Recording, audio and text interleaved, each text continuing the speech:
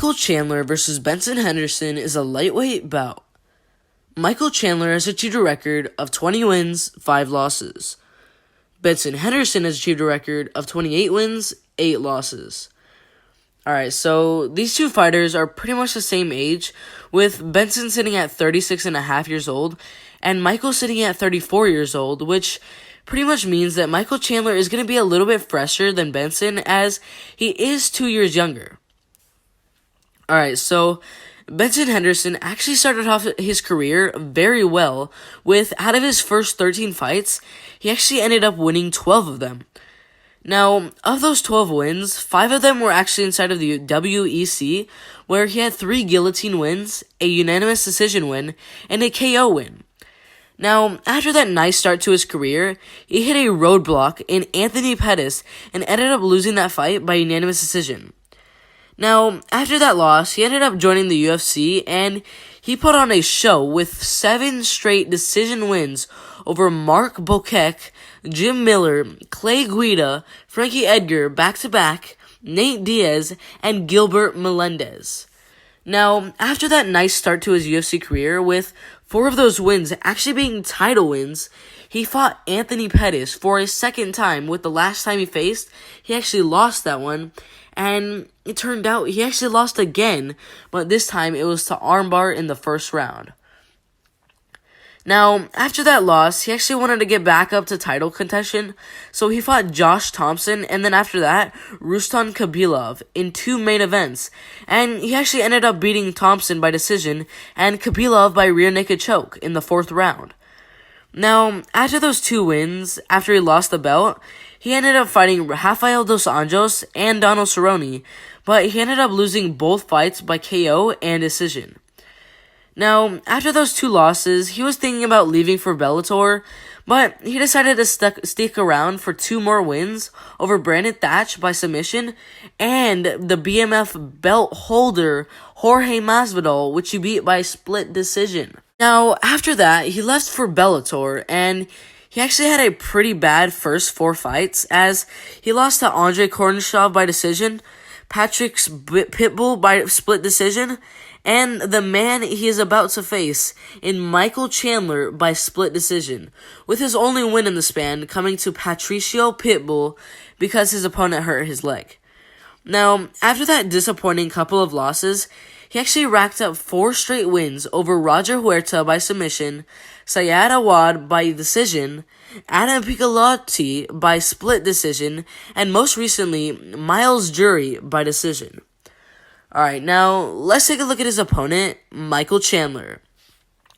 So, Michael Chandler has basically spent his whole career inside of Bellator, with a total of 22 out of his 25 fights have been inside of Bellator, where so far he's fought guys like Eddie Alvarez twice, and he actually beat Benson Henderson. Also, in his last 10 fights, he's gone 8-2, with his 2 losses being because he hurt his ankle in a fight he most likely would have won, and a fight where he was getting KO'd in the first round. Alright, so Benson Henderson, he just really hasn't looked the same since his days in the UFC, whereas, yes, Michael Chandler does look a little bit slower, but seeing as Benson is 2.5 years older than Michael, I just see Michael trying to keep this fight going all the way, 5 rounds, and maybe try to get the win by decision, and we'll probably see Benson doing the same. But I bet he'll look for the finish more, seeing as the last time they faced, it went to decision, and he ended up losing by split decision. Alright, so that leads to my decision. I think that Michael Chandler is going to get the win in a very close fight by unanimous decision. Alright, if you agree, disagree, or just have something to say, make sure to put it in the comment section below, and I'll make sure to back to every single one of those comments. Make sure to like, subscribe with the notifications turned on so you don't miss the absolute best MMA content out there. It's been fun, but I'm out of here. Matrione versus Timothy Johnson is a heavyweight bout. Matt Matrione has achieved a record of 13 wins, 7 losses.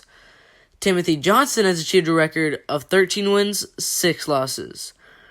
Alright, so Matt Mitrione is actually 42 years old, and Timothy Johnson is 35 years old.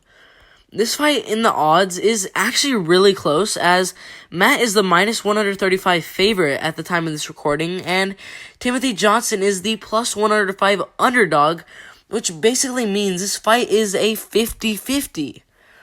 Alright, so Matt Mitrione has fought some list of guys, including guys like Kimbo Slice, who he beat by KO in the second round, Chet Congo, who he lost to by decision, Roy Nelson, who he lost to by first round KO, Brendan Schaub, who he lost to by submission in the first round, Derek Lewis, who he actually beat by KO in the first round, Gabriel Gonzaga, who he beat by KO in the first round, Ben Rothwell, who he lost to by decision, Travis Brown, who he lost to from ground and pound in the third round, Fedor Emelianenko, who he actually KO'd in the first round, Roy Nelson, who he beat by decision, and Ryan Bader, who he lost to by decision. Wow. You guys probably thought when you guys saw this guy's record, you probably thought it was super bad, but as you guys can see, he's been fighting the best of the best, and sometimes even beating them, such as Fedor Emelianenko, which just shows how good and experienced this guy is.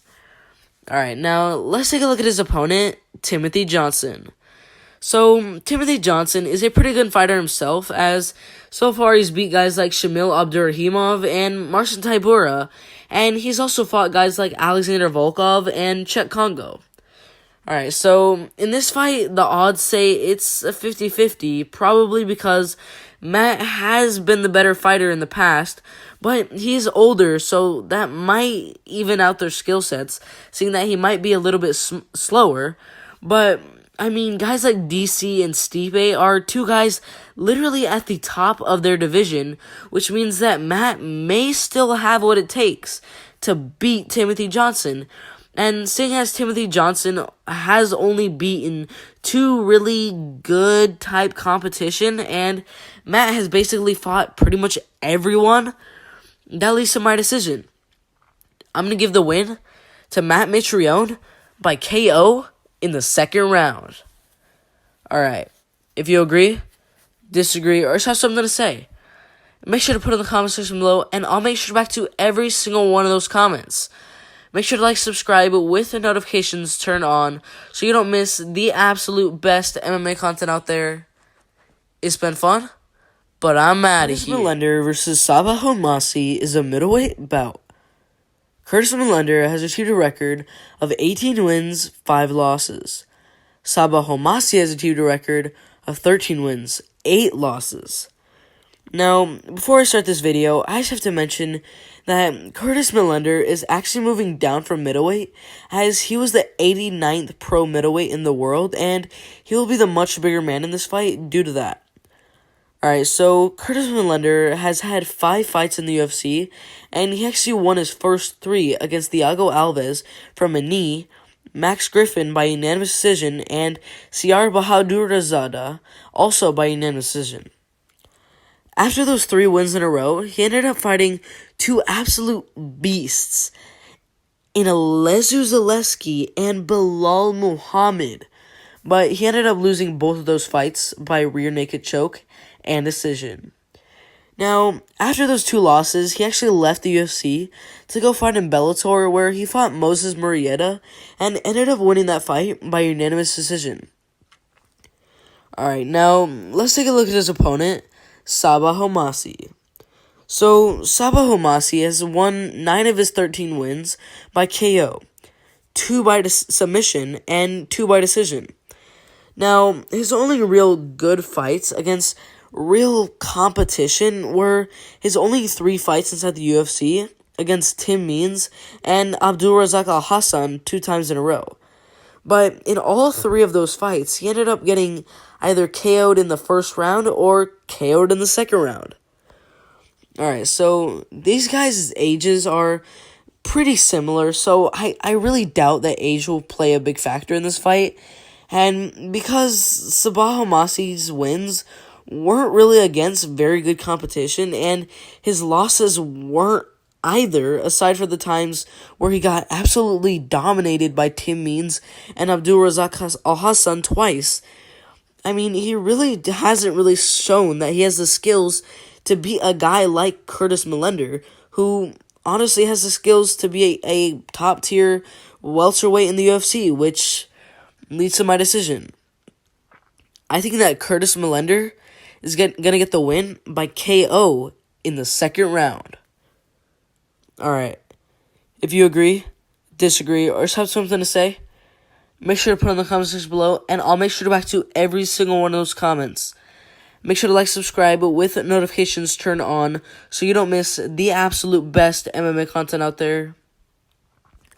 It's been fun, but I'm out of here. Jury versus Georgi Krakanyan is a lightweight bout. Miles Jury has achieved a record of 18 wins, 5 losses. Georgi Krakanyan has achieved a record of 29 wins, 10 losses. Alright, so Georgi Krakanyan is actually 35 years old, and Miles Jury is 31 years old, so he'll for sure have the advantage in this fight. Alright, so Georgi Krakanyan actually had a very good start to his pro career, as in his first 15 fights, he actually went 13-1-1, with one of those wins actually coming inside of Bellator by a knee KO in the first round. After that impressive streak, he faced Joe Warren inside of Bellator, but he ended up losing that fight by unanimous decision. After that loss, he came back with a unanimous decision win over Anthony Leone, but that win was disappointingly followed by a third-round KO loss from Patricio Pitbull. After that loss, he chose to leave Bellator for a while, where he fought a little bit worse competition as he went on a 9-fight win streak before losing to Rick Glenn because he injured his rib in the fight and he just had to stop. Now, after that loss, he joined back into the Bellator and he beat Bubba Jenkins by submission in the first round, but after that, he actually ended up losing his next 2 fights by decision to Daniel Weichel and Pat Curran. Now, after that 2-fight losing streak, he actually ended up fighting Bubba Jenkins in a rematch, and he got the first round KO. After that win, he beat Kirill Medvedevsky because he got injured in the first round. Then in his next 5 fights, he had a decision win, a second-round submission win, but he also had 2 decision losses and a first-round heel hook KO loss. Alright, now, let's take a look at his opponent, Miles Jury.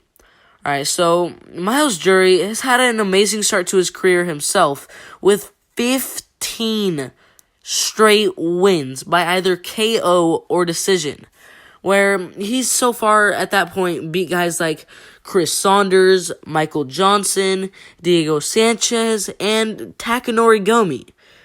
Alright, so after that amazing start to his career, he ended up losing 2 fights in a row to absolute top-tier talent in Donald Cerrone by decision and Charles Oliveira by submission. Now, after those 2 losses, he actually came back with 2 wins over Mike De La Torre and Rick Glenn. Now, after those 2 comeback wins, he actually went on a 3-fight losing streak again to some amazing MMA fighters in Chad Mendes, Andre Fili, and after those 2, he left the UFC and he lost to Benson Henderson inside of Bellator. And after those 3 losses, he had 1 more fight inside of Bellator where he beat Brandon Gertz. Now, Miles is one of those guys, kind of like Derek Brunson, where he just really can't beat the best of the best, but he seems to always find a way to beat guys that are a little bit, like, sort of ranked under him and not as good as him. And, I mean, I think Georgi Krakanyan is one of those guys who couldn't really even get into one of those situations where he even fights a top-tier talent. And Miles is always a guy that beats guys like him, with all of his losses coming to title holders, title challengers, or top-tier ranked opponents. And I don't really think Georgi is one of those guys, so that leads to my decision. I think that Miles Jury is going to get the win by unanimous decision. Alright, if you agree, disagree, or just have something to say, Make sure to put it in the comment section below, and I'll make sure to back to every single one of those comments. Make sure to like, subscribe with notifications turned on so you don't miss the absolute best MMA content out there. It's been fun, but I'm out of here. AJ Aghas versus Chris Lincione is a featherweight bout. Chris Lincione has achieved a record of 6 wins, 2 losses. AJ Aghas has achieved a record of 3 wins, 1 loss. Alright, so AJ Aghas has had all of his fights inside of Bellator, with his 1 loss coming against Jesse Roberts by split decision in a fight where I actually think he won. But after that first loss, he actually went on to go 3-0 with a first-round rear naked choke over Jacob Landon, a unanimous decision win over Jonathan Kuros, and most recently, a third-round armbar win over Adel Atamimi. Alright, now let's take a look at his opponent, Chris Lincione.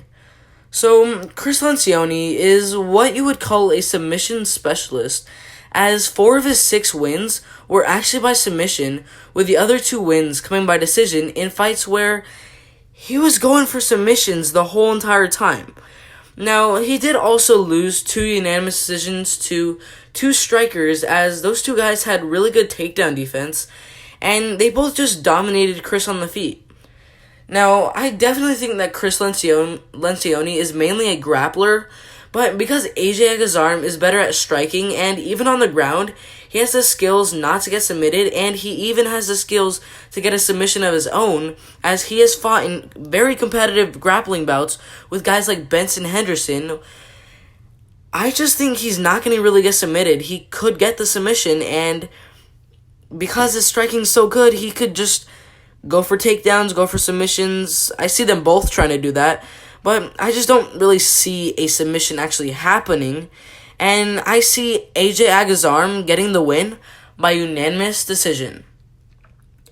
Alright, if you agree, disagree, or just have something to say, make sure to put it in the comment section below, and I'll make sure to back to every single one of those comments. Make sure to like, subscribe with notifications turned on so you don't miss the absolute best MMA content out there. It's been fun, but I'm out of here. Dung versus Charlie Campbell is a lightweight bout. Dung has achieved a record of 3 wins, 1 loss. Charlie Campbell has achieved a record of 1 win, 1 loss. Alright, so Charlie Campbell actually went undefeated in his amateur career with 5 straight wins, 3 that were by KO, 1 that was by submission, and 1 because of a doctor stoppage. After his amateur career, he fought Cody Zapone in his first pro fight inside of a promotion called Ring of Combat, where he actually ended up winning a very close split decision. After his first pro win, he fought Anthony Newton and ended up losing by unanimous decision. Alright, now let's take a look at his opponent, Dung. Alright, so Dung has had 1 pro fight outside of Bellator, where he ended up beating Chris Borick by submission inside of the first round. Now, after that win, he was actually signed by Bellator, and he ended up winning a 3rd round TKO win over Kona Oliveira, and a unanimous decision win over Brad Robinson. After that fight, he took a big step up in a veteran guy named Zach Zane, where I just think it was the experience thing that made him lose. And if it was a younger fighter, less experienced, he probably would have won. But I see that he's going to learn from that experience, as it was his first loss against a veteran fighter. And I just think he's going to use that fight and get the win by unanimous decision. Alright, if you agree, disagree, or just have something to say, make sure to put it in the comment section below, and I'll make sure to back to every single one of those comments. Make sure to like, subscribe with the notifications turned on so you don't miss the absolute best MMA content out there. It's been fun, but I'm out of here. Dalton versus Mark Gardner is a middleweight bout. Dalton has achieved a record of 2 wins with absolutely no losses. Mark Gardner has achieved a record of 1 win, 1 loss. Alright, so Dalton was actually a light heavyweight before this, while Mark Gardner has been fighting down at middleweight, which means Dalton is going to be the bigger fighter. Alright, so Dalton Rasta was undefeated in his amateur career and his pro career, as in his amateur career, he had 6 KOs and 1 win where the other fighter just kind of quit because he was just destroying him, making him 7-0 in his amateur career. Now, in his pro career, he's had 2 fights, which were both inside of Bellator, where he beat Cody Vital by TKO due to doctor stoppage in just over 1 minute, and most recently, he actually beat Claude Wilcox by TKO from ground and pound at the end of the second round. Alright, so let's take a look at his opponent, Mark Gardner. So, Mark Gardner was also undefeated in his amateur career, as he had a second round KO win, 2 first round submission wins, and after that amateur career, he had 2 fights inside of not very good promotions, and he ended up winning his first fight due to doctor stoppage in the first round, but he ended up losing his second by KO in the first round. Alright, so, I mean, Mark Gardner, he just hasn't fought in that next tier of MMA fighters, and his amateur career was really short, so he just doesn't have the experience that Dalton Rasta has, and Dalton Rasta has been undefeated. So, that leads to my decision. I think that Dalton Rasta is going to get the win by KO in the second round. Alright, if you agree, disagree, or just have something to say, make sure to put in the comment section below, and I'll make sure to react to every single one of those comments. Make sure to like, subscribe, with the notifications turned on so you don't miss the absolute best MMA content out there. It's been fun, but I'm out of here. Grant Neal versus Hamza Saleem is a light heavyweight bout. Grant Neal has achieved a record of 3 wins with absolutely no losses. Hamza Saleem has achieved a record of 5 wins, 2 losses. Alright, so Hamza Saleem is actually moving up from middleweight, as he was ranked 169th at middleweight, and his opponent Grant Neal is actually ranked 105th at light heavyweight. Alright, so Hamza Saleem actually has 1 amateur bout, which he ended up winning by first round KO. And after that fight, he actually decided to become a pro, as after that he fought Andy Marat and beat him by unanimous decision, and then fought Justin Ellis, who he beat by KO in just 22 seconds of the first round. After his first 2 pro wins, he ended up losing 2 unanimous decisions to Jared Ravel and Adam Fugitz. Now, after those 2 losses, he was 2-2, and since then, he hasn't lost since, as he is currently riding a 3-fight win streak over Hank Turner by first round KO, Liam Stevenson by third round KO, and most recently, Brad Greek by first round KO. After that, it actually granted him his first fight inside of Bellator against Grant Neal. Alright, so now let's take a look at Grant Neal. Grant Neal actually went undefeated in his amateur career as well, and he actually had 3 submissions, 2 decisions, and 1 KO victory. And when he became a pro, he actually ended up getting a first round submission win, a unanimous decision win, and a third round win from ground and pound, with the 2 wins coming against really good competition inside of Bellator. Alright, so this fight is honestly, in my opinion, it's kind of just a fight that's just going to push Grant Neal. I think that's kind of what Bellator wants, as I think Grant is just going to dominate in this fight and probably get the KO in the second round. Alright, if you agree, disagree, or just have something to say, make sure to put in the comment section below, and I'll make sure to react to every single one of those comments. Make sure to like, subscribe, with the notifications turned on so you don't miss the absolute best MMA content out there. It's been fun, but I'm out of here. Valerie Loreta versus Tara Graf is a women's flyweight bout. Valerie Loreta has achieved a record of 2 wins with absolutely no losses. Tara Graf has achieved a record of 1 win, 1 loss.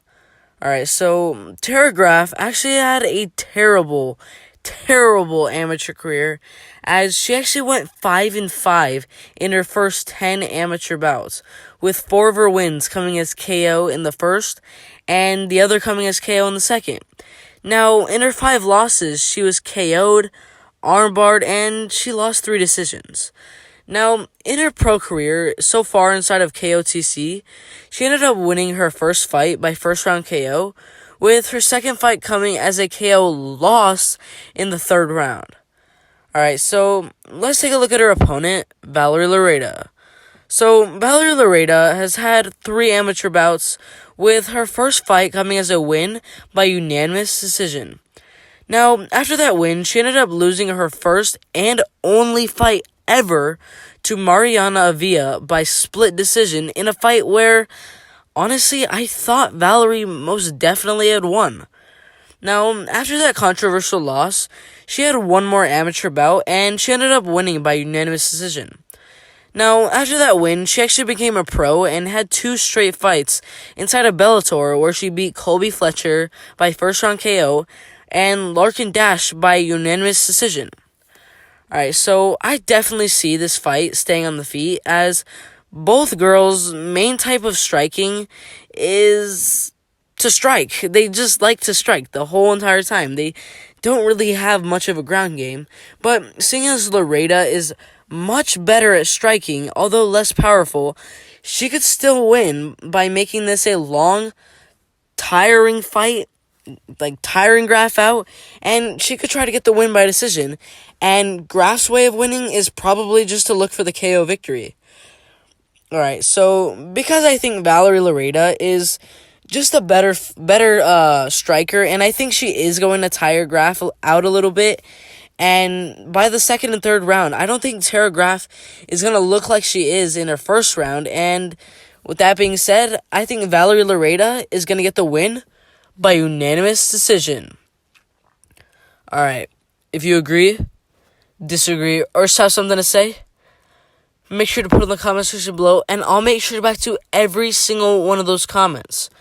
Make sure to like, subscribe with notifications turned on so you don't miss the absolute best MMA content out there.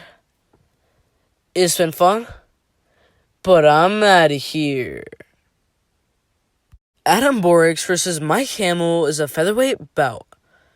Adam Borick has achieved a record of 14 wins, 1 loss. Mike Hamill has achieved a record of 7 wins, 3 losses. Alright, so Mike Hamill is actually not ranked worldwide, while Adam Borick is actually ranked as the 43rd best featherweight in the world. Alright, so Mike Hamill actually had 4 amateur bouts where he went 3-1 with 3 KO victories, with his only 1 loss coming from an armbar in the 2nd round. After his amateur career, he ended up racking 5 straight wins, 3 by KO and 2 by decision. Now, after that impressive streak, he went on a 2-fight losing streak to Tonino Gavino by KO in the 1st round and Jordan Winsky by first round armbar. Now, after those 2 disappointing losses, he actually ended up getting a unanimous decision win, but that was followed by a 3rd round loss because of an illegal shot from Hamill. Now, after that loss, he had in his most recent fight, which he won a unanimous decision win. Alright, now, let's take a look at his opponent, Adam Borick. Alright, so Adam Borick actually won his first 9 fights that were actually outside of Bellator, and once he got into Bellator, he ended up winning 5 straight. 2 by flying knee, yes, flying knee, 2 by rear naked choke, and 1 by TKO from ground and pound. Now, after those 5 straight wins inside of Bellator, he had a very impressive record of 14 wins with absolutely no losses. But in his next fight, he lost to an absolute beast in Darion Caldwell by submission. Alright, so Adam Borick was actually scheduled before this fight to fight another opponent, and his opponent actually had to pull out. So Mike Hamill stepped in on short notice. And honestly, just because this is a short notice fight for Hamill, and Hamill is just, honestly, he's just so much worse of a fighter than Borick. Borick is a top 50 featherweight in the world. Hamill is just not even ranked. He's not even at Borick's level, so that leads to my decision. I think that Adam Borick is going to get the win by KO in the first round.